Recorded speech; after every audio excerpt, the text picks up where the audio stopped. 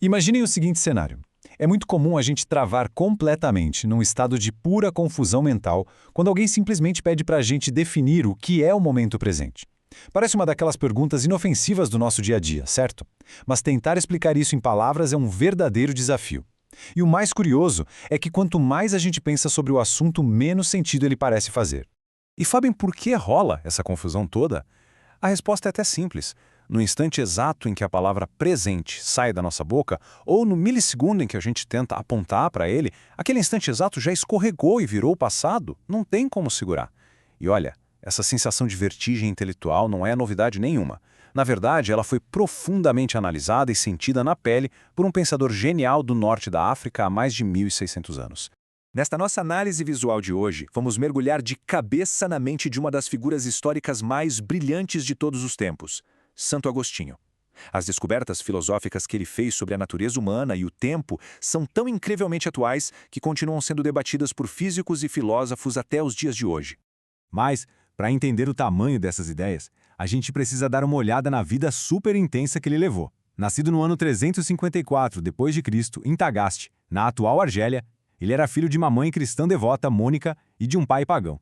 E a juventude dele não teve nada de santa, viu? Ele estudou retórica, viveu intensamente, teve um relacionamento de quase 10 anos fora do casamento, do qual inclusive nasceu um filho, e explorou fervorosamente filosofias como o maniqueísmo e o ceticismo. Foi só na vida adulta, morando em Milão, depois de ouvir as pregações do bispo Ambrósio e passar por uma angústia pessoal profundíssima, que ele se converteu. Ele acabaria terminando seus dias como bispo de Hipone. E o ponto de partida de toda essa jornada filosófica incrível pode ser resumido nesta frase que é um verdadeiro soco no estômago. Ela está no livro Confissões, uma obra monumental que muitos historiadores consideram a primeira autobiografia espiritual do Ocidente. Basicamente é um livro inteiro escrito com uma conversa incrivelmente honesta, sem filtros, com Deus. Ele escreve assim: "Fizeste-nos para ti, e o nosso coração está inquieto enquanto não repousa em ti." Essa é a grande tese dele sobre o que significa ser humano. Mapeando aquelas armadilhas em que todos nós caímos, Agostinho acreditava que a gente carrega um buraco insaciável no peito. E o que a gente faz? Tenta preencher esse vazio com prazer, acumulando dinheiro, buscando os holofotes da sociedade ou correndo atrás de pura ambição. Só que a grande percepção dele aqui é que essas coisas são naturalmente inquietas. Elas simplesmente não dão conta do recado. Elas nunca satisfazem de verdade porque o coração humano existe uma realização infinita, algo que o mundo material simplesmente não consegue entregar. E a maior prova disso? Ele mesmo. Ele testou essa teoria na prática pulando de filosofia em filosofia e de prazer em prazer durante a juventude. Bom, vamos voltar àquela nossa questão inicial e ver como toda essa inquietação se reflete na forma como ele enxerga a própria realidade. Lá no livro 11 das Confissões, Agostinho faz uma desconstrução do tempo que é de explodir a cabeça. Ele quebra o problema em 3 passos lógicos. Primeiro, o passado já não existe mais, já foi.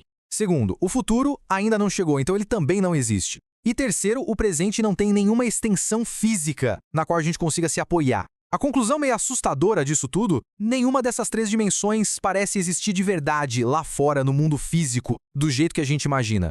Então, como é que a gente sai desse quebra-cabeça? A solução que ele propõe é genial e tem uma pegada absurdamente moderna. Para Agostinho, o tempo não é uma entidade física independente voando pelo universo. Nada disso. O tempo existe fundamentalmente dentro da mente humana. Ele até criou um termo em latim para isso, distensio animi, que a gente pode traduzir como uma distensão ou uma extensão da nossa própria mente. Na prática, o esquema funciona de um jeito fascinante. O passado, o presente e o futuro não são caixas separadas. São apenas 3 maneiras diferentes de a nossa mente processar a realidade. O que a gente chama de passado é, na verdade, a nossa memória agindo agora. O futuro é a nossa expectativa agindo agora. E o presente é a nossa atenção direta. Tudo isso acontecendo junto ao mesmo tempo dentro desse grande presente da consciência humana. É uma sacada incrivelmente sofisticada. Com esse mistério do tempo muito bem resolvido dentro da mente, a gente muda o foco agora para outro abismo existencial gigantesco que atormentou a vida de Agostinho: o problema do mal. A grande dúvida que quase o engoliu na juventude segue uma lógica implacável. Pensem bem, se existe um Deus que é infinito, absolutamente bom, todo-poderoso e que criou literalmente tudo o que existe, de onde exatamente surge o mal no mundo? Acompanhar a evolução do pensamento dele aqui revela um contraste maravilhoso. Na juventude, a religião maniqueísta parecia entregar a resposta mais fácil. O bem e o mal seriam tipo duas forças iguais, como exércitos do mesmo tamanho, brigando eternamente pelo controle do universo. Só que depois de estudar a filosofia neoplatônica, principalmente lendo Plotino, Agostinho teve uma epifania daquelas. A ficha caiu. Ele percebeu que o mal não é uma força autônoma. O mal não é uma substância, não é uma coisa física que existe por conta própria. O conceito central que define essa virada de chave é chamado de privatio boni, ou seja, a privação do bem. A partir daí, ele passa a defender que absolutamente tudo que foi criado era, na sua origem, bom. O mal aparece exclusivamente quando essa bondade original sofre uma privação. É quando ela é corrompida, desviada ou negada.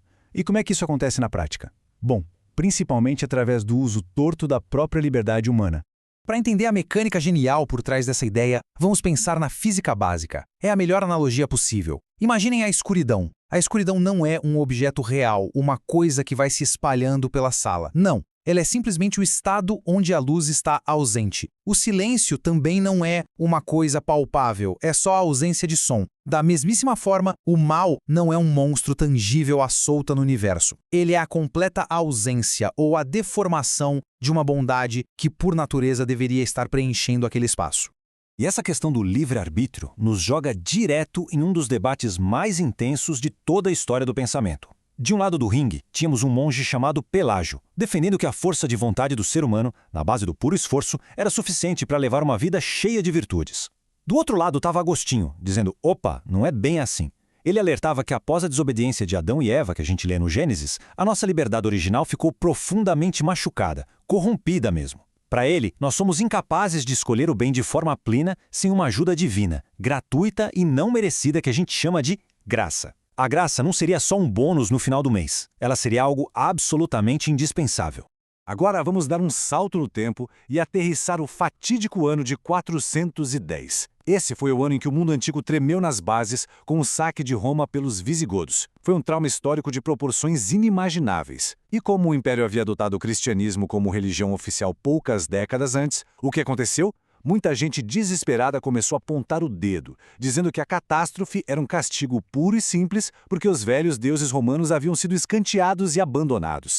Diante de um ataque tão colossal, Agostinho arregaça as mangas e começa a escrever o que viria a ser a sua obra mais monumental, A Cidade de Deus.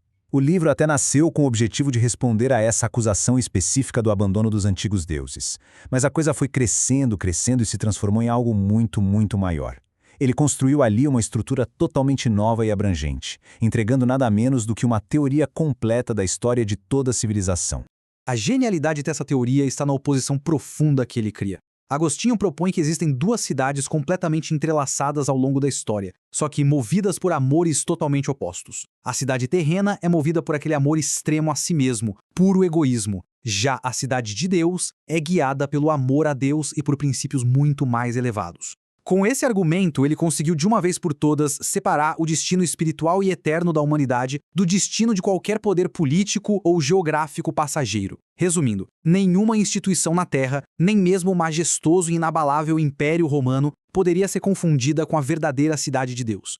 O que nos traz, enfim, ao grande questionamento que fica de toda essa nossa análise.